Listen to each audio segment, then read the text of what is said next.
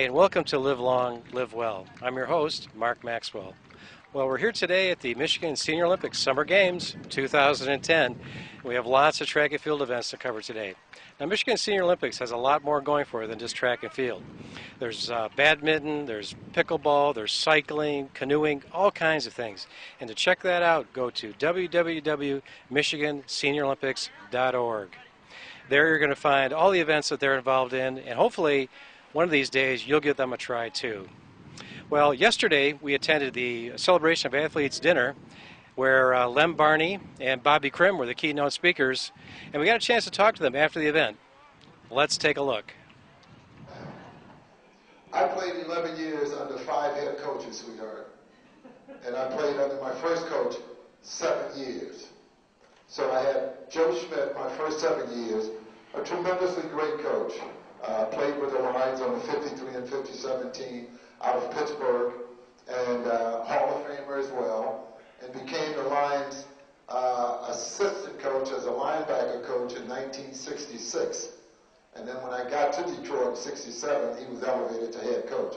Great coach, knew the game, just a straight arrow coach.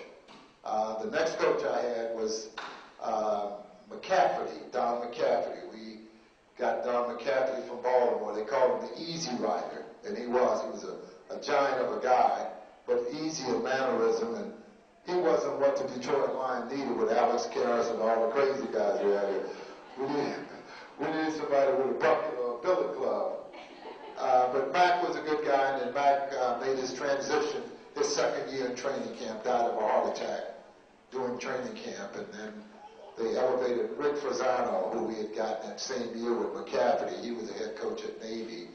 And Rick gave us 2 years, and then the next coach we had was Tommy Hudspeth. I know you say, who is that and what is that? But he came from out of the Canadian League. I think, did somebody say? I thought somebody said the team. But he was one of the Canadian team coaches, Tommy Hudspeth. And then the next year, it was Monty Clark, and I retired under Monty. So, but the coaches all have powerful speeches to give. Monty, may his soul rest in peace. I'm just going to say this to you about Monty. Monty used to read everything to the team. He couldn't speak with the team without reading. And then our first game at the Silver Dome, we came off the field from pregame warm-up, and it was just before going out for kickoff. And so Monty said, "All right, man, what I'm going to say to you today is going to come from the heart. All right, special team, we got to work hard. We got to kick that thing hard." And everybody in the locker room almost hit the floor. But that's how Monty was. He wanted to make sure what he had written down, he wanted to get over to the team. But some great coaches. We had some good years, but the greatest year I had was the year we went to the playoffs against Dallas. And we had a 10-4 record. The greatest offense in the league that year under the direction of Greg Landry, who almost scrambled for 1,000 yards that year as a quarterback. Offensively, we were number 1, averaging 28.5 points a ball game, and then our defense was number 2.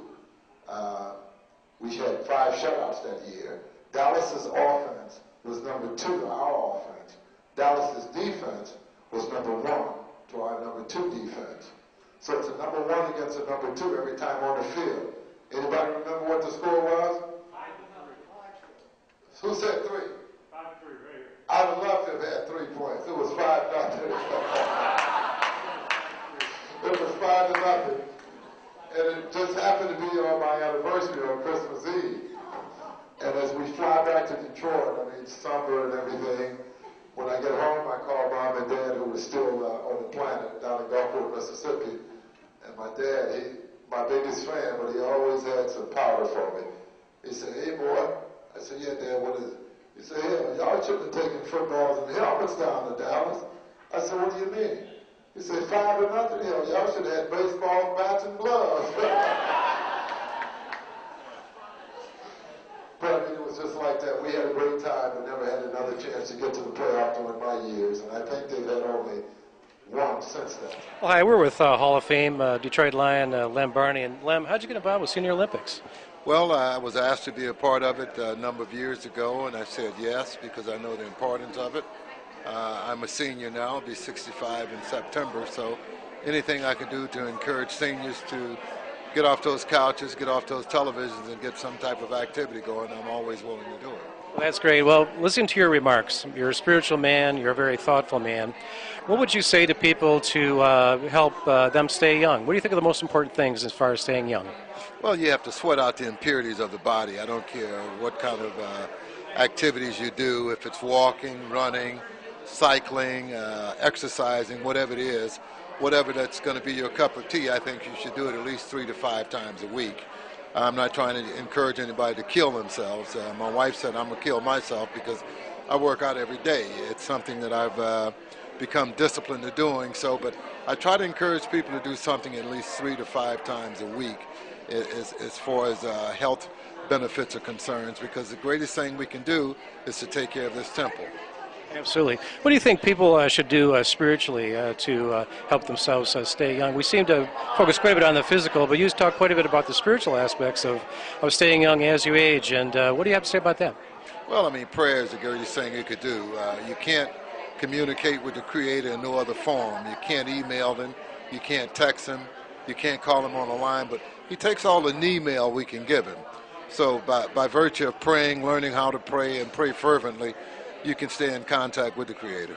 Well, that's great. Lem, thank you very much for being with us, and thanks a lot for being the chairperson for the Michigan Senior Olympic Summer Games. We really appreciate having you, and really appreciate your remarks tonight. It was really, just terrific. Thank you. Thank you very much. God bless you. God bless you, too. Right, we're here with Bobby Crim at the dinner for Michigan Senior Olympics. And, Bobby, how did you get involved with Senior Olympics? Well, somebody said to me once, well, you run a lot and you're old.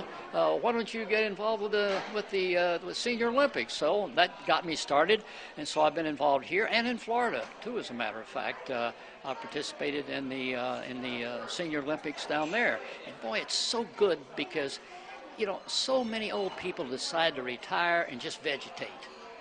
And that's the worst thing in the world because what have they got to live for? Just to sit around. If they get busy, get and work out, stay healthy. And these days, as I gave examples tonight, what happened on my eyes and what happened on my operation, if you're healthy, you can live a long, long time now, especially with the medical technology that we have today. So the Michigan Special Olympics is very important to seniors, and if they just get out and participate in it, their health can stay with them for years and years. And there's just no reason now, with the medical technology we have, if you get out and exercise, you can live to be 90, 100 years old and still be pretty healthy. That's for sure. There's something about competition, isn't it? I mean, for those of us who have competed when we're young and in our middle ages, if you've gotten away from competition for a while and you get back into it, you realize how much you've missed it. Oh, competition is great. I was in competition in high school, a little 135, 40-pound scat back, and then I was a mile and a half mile runner. Then in the Navy, I did some boxing, and it gets your juices flowing, if you're in competition. And running is great, but running without competing, sooner or later it gets kind of dull. It gets kind of stale. So the Senior Olympics, gives you a chance not just to work out, but to get out and compete with your fellow seniors. That's for sure. And remember, as Bobby says, compete. It's good for you.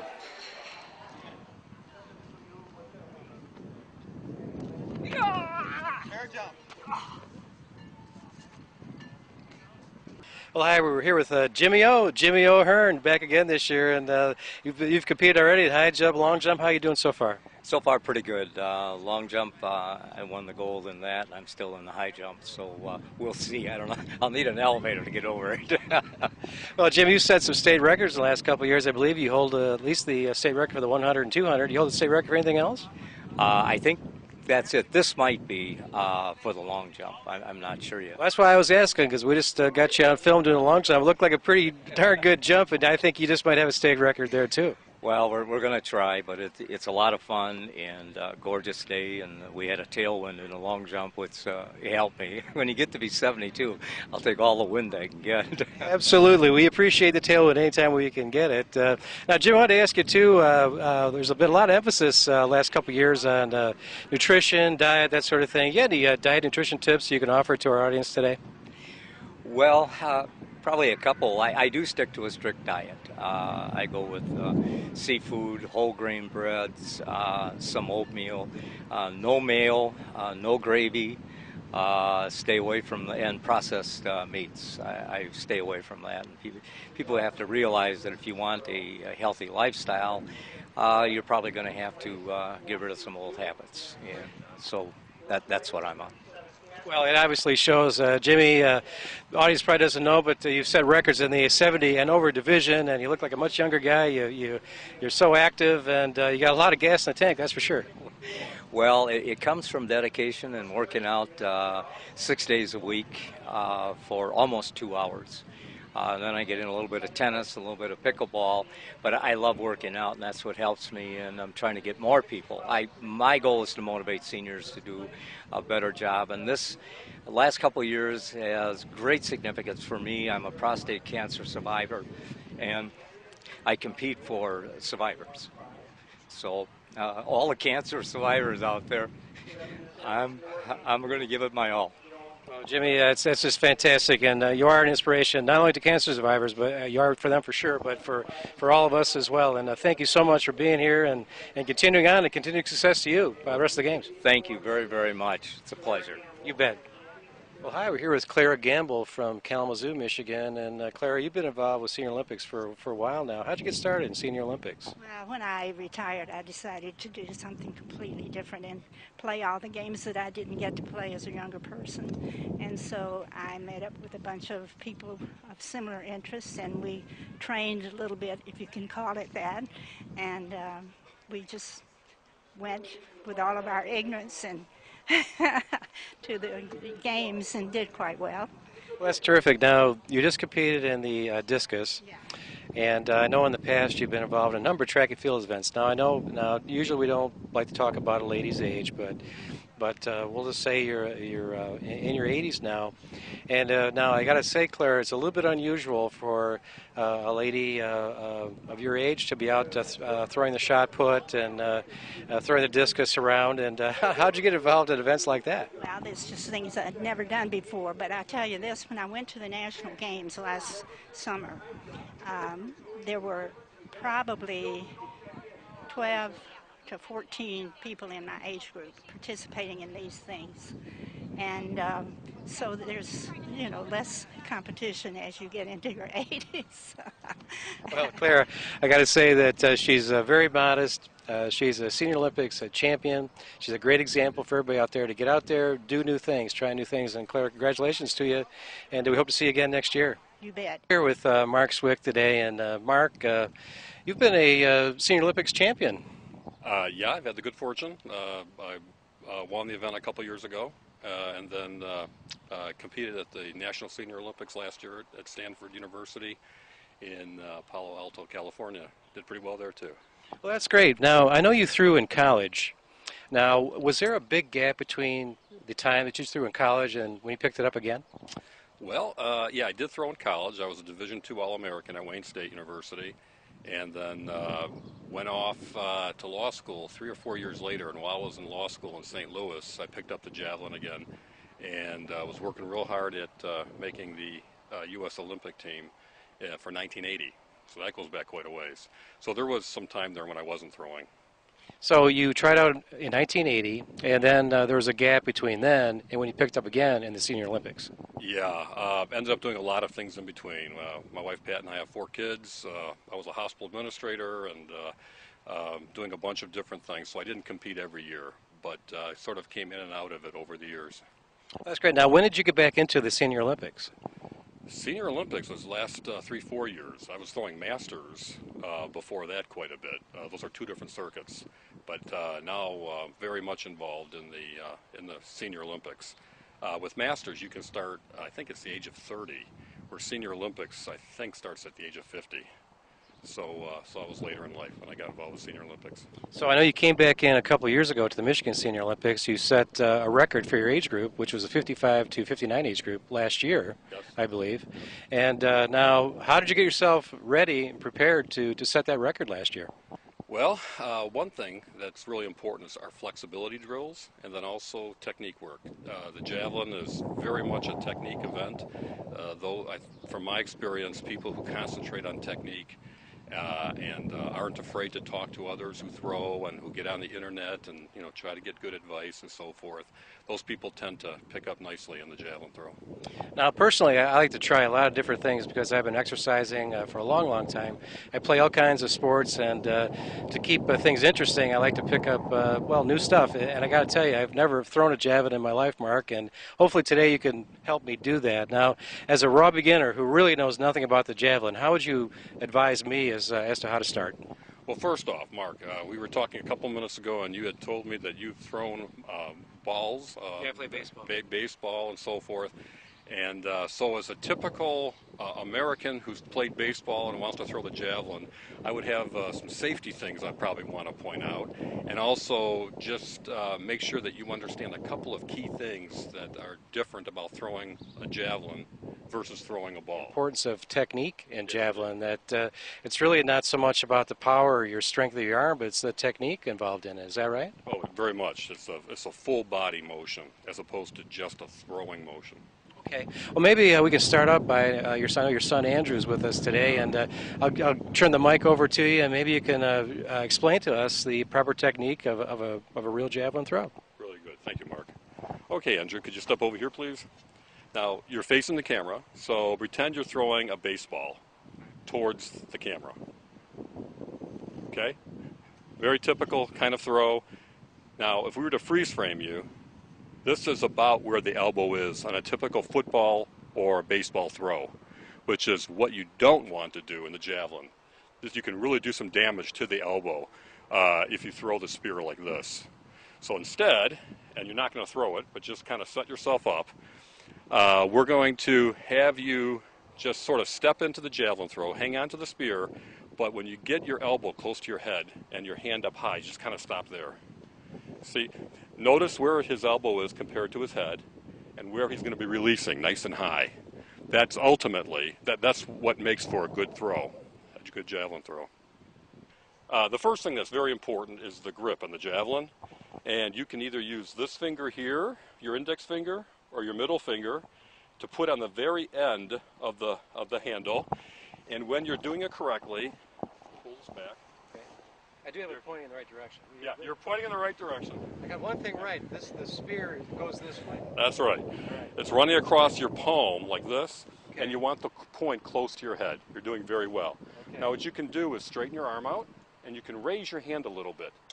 The higher the hand in the back for beginners, the better. The less chance that your elbow will be flying out to the side, which is not the right technique. More likely you can get in the position where the elbow is high and then the release is high. So if you just kind of put your right foot forward, left foot forward, and then right hip will start to lead the throw. The shoulder muscles will turn into it. This will bend, and you want to have this close to the head, your elbow close to the head. Okay, there you go. And then you're going to release up here. And that's after a lot of aggressive motion just before you throw. Because you'll be charging towards the foul line just before you do all that. Well, I'll tell you, this is a lot harder than it looks. I'll tell you another thing. I'm glad I don't have a 36-inch arm. I can pose a lot of difficulties. I can really get into it. You want to pierce your ears by mistake. Or my nose. Yeah. Okay. Although I did know of a javelin thrower that could pierce ears 2 at a time. That's fair. Now, let's can we review the little bit of the run-up? I know we watch these guys on TV. How far are they running before they throw?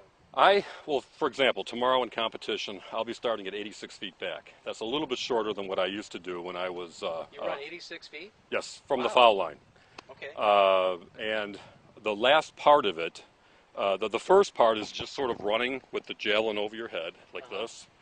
So like this. Yeah, keep it nice and flat. How about my hand position? Your hand in? You want your palm up. Palm up like yeah, that? it'd be like this. Okay, so you start running like this. Yep, and Okay. you try to keep it over your center of gravity more. That's a good thing. All right. And then when you hit a certain point, about halfway down or maybe 2/3 of the way down, depending on your technique, you'll go into what they call crossover steps. So instead of running like this, you'll take the spear back and you'll turn sideways towards the camera, Like so. and you're actually running like this, crossover steps. I take 4 crossover steps, and then I go into a hop. So off your left foot, hop. And then you land on your right foot and you plant. And this is what you're doing is you're building up speed and accelerating, and then coming to a abrupt stop. And there's an explosive motion of throwing, and then you have to sort of follow through. So you're running fast, coming to a dead stop, throw, and then follow through. Okay. That's even more complicated. It is. Wow. Okay. So So crazy. you run with the palm over the center of gravity. You're Yeah. running like so. Yeah. Then Okay. you do 1, crossover 2, 3. steps. Yep. Now hop, and you'll land on your right foot. I'll hop on my right foot. Here, I'll show you. Yeah. Okay. That'd be good. Okay. So It's a lot tougher than it looks. coming down the runway like this, building up some speed. Then I have a mark in the ground that I'm kind of watching out for. I know that when I hit it with my left foot, I'm taking it back and I'm turning sideways. Then I'm going 1, 2, 3, 4, getting ready for the hop. And what I'm trying to do is to hop to give my left foot time to get up in front of it so that it lands right-left real quickly. The closer that I can do it together, the better, the more explosive it'll be. So like, boom, like this. Then I start to throw. Okay? And then after I throw, follow through. And that's the very last part of those are called crossover steps at the end. So, very much technique oriented. If the point goes up too high, then it's air resistance and the thing goes like this and just drops. If the point is too low, then the air will push the point down. You actually want about 35 to 42 degrees as the optimal angle. And if you hit it just right, it's like a plane taking off in the wind at an airport. And by the way, that's how airplanes take off. They want to go off into the wind because that wind will end up, as the air molecules go over the point, there's a vacuum that's formed behind the point, and the javelin raises because of that vacuum. There's a real nice effect through physics if you hit it just right. But if your angle's really off, it's just the opposite. It'll hurt your throw. Well, it's really amazing all the physics involved in the sport, and it's a lot more complex than you possibly can realize. I mean, a lot of us have watched the Olympics on TV. You see somebody running, they take a couple steps, and they heave the thing, and you really don't understand all the mechanics that really go into it. It's a very complex sport, and I really appreciate it. Well, Mark, I guess I'll try to do some of this stuff. I don't think there's any way it's possible for me to show the correct technique all the way through, but I'll give it a whirl. With the palm, take it all the way back. Okay. Oh, unless you want to start running like this and then take it back. Either way, but it's actually easier if you start, turn sideways, towards us, and take the javelin all the way back. You want to get that your wrist as far away from you as you can, because this will be a nice long pull. In fact, tomorrow when I'm throwing, I'll be leaning back, trying to come from as far back as I can. Okay, I got out as far back as I can. Okay, now raise your hand a little bit. That'll be a little bit more even. A little more. Okay. Now you're turning sideways. Now take 4 crossover steps. Start with your right foot. 1, 2, 3, 4. Now hop. Which way? So it's 1, 2, 3, 4, 5, 6. Okay, 1, 2, 3, 4. Let's start with the right foot. 1, 2, 3, 4. Now hop. 5. Well, you go 1, 2, Hop on 5. 3, 4, 5, 6. 4. 6 and throw. Well, you're coming off your left foot. Yeah. You're doing this. 5, 6. And throw. And then throw. 1. 6 and then throw. Yes. Okay. This should be good. Well, if it feels really awkward, that's good, because it is. It's a very... This whole thing feels awkward. Especially for somebody who's been throwing a lot of baseballs. Yeah, absolutely. Okay, I got Okay. is that pretty good? That's good. Okay. So I run 1, forward. 2, 3, 4, 5, 6. No. That was actually not bad. You had a good sense for the handle going through the point. All right. I get to pull through a little bit better this time. Looks like I Okay. should do a decent throw. I start So sideways. that's right. So We run this way, right? yeah. Then there you go. That was a very nice. Actually, That right there would probably place tomorrow. That was actually a very good throw. Well, thanks, Mark. Maybe I should quit while I'm ahead. I always believe in the Costanza rule. Leave when you're on top. I actually threw it straight down the way. Well, I got to tell you something, Mark. This is a lot tougher than it looks. It really is. But it's fun. It's a blast. It's a blast. That's why it's, you know, again, really, really great to get out and try new things. But make sure, if you haven't done anything in a while, see your doctor before you do any physical activity or start an exercise program, or you don't jump off your couch and start throwing the javelin around. You're just asking for injury. So make sure you get that checked out. But another thing I want to mention too, we're covering the Senior Olympics again this year, and it's there's nothing like competing. If you competed as a young person and through your the mid years of your life, you know how much fun it is and how alive you feel when you get out and compete. And for Mark and for all the senior Olympians that'll be on the field tomorrow, you know, thanks for being with us. And remember, compete. It's good for you.